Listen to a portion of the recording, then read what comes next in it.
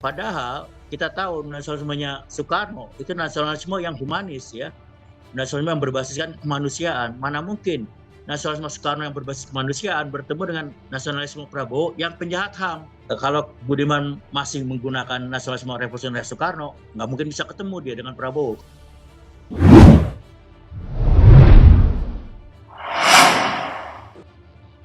Budiman menganggap PDI adalah partai nasionalis, ya. Tapi partai nasionalis PDI, apakah ide-ide Soekarno yang revolusioner yang dominan di sana?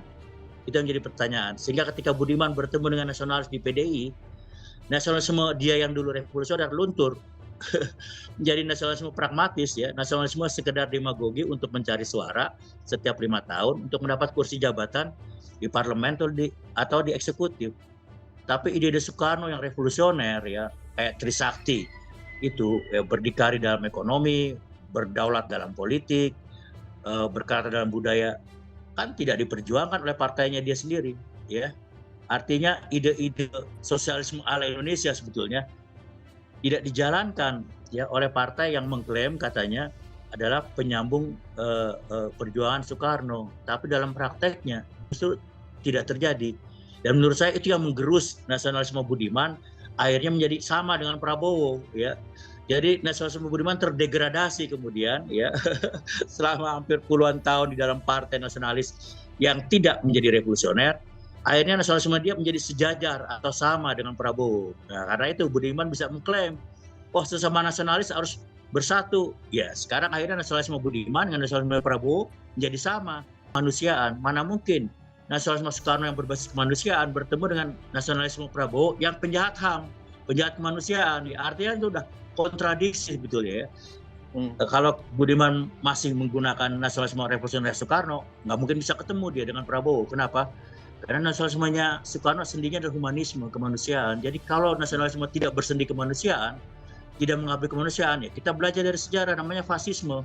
Ya, nasionalisme yang bicara soal kejayaan bangsa, teritori negara, kejayaan negara, ya itu namanya fasisme. Jadi lebih dekat ke arah sana. Jadi Budiman mengalami degradasi ideologi, menjadi makin mendekat nasionalismenya ke arah sejajar dengan Prabowo. Itu yang kita sebut sebagai ya nasionalisme yang kanan sebetulnya, yang chauvinis ya, right or wrong of my country, kira-kira begitu.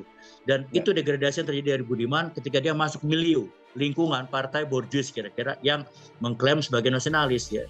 Awalnya Budiman yang nasionalis revolusioner, karena ketemunya dengan lingkungan yang mayoritas nasionalisme pragmatis, ya akhirnya terdegradasi lah dia menjadi juga nasionalis yang pragmatis ya. Bahkan yang paling ekstrim, paling buruk, nasionalisme menjadi sama dengan Prabowo, dia klaim kan.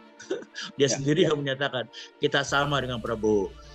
Itulah menurut saya ada dialektikanya antara kegagalan kaum gerakan progresif untuk bangun alat politiknya sendiri dengan kawan-kawan aktivis yang kemudian melompat ke partai-partai mainstream ya untuk mencoba mendapat kekuasaan politik kira-kira untuk buat perubahan. Tapi ya susah ya, oligarki di partai-partai mainstream ini begitu kuat ya, sehingga kawan-kawan kita akhirnya ikut langgam, bahkan ikut ideologi dari partai-partai ini kemudian. Itu yang menurut saya dialektika harus kita lihat ya, tidak bisa hanya menyalahkan personal gitu, tidak bisa menurut saya.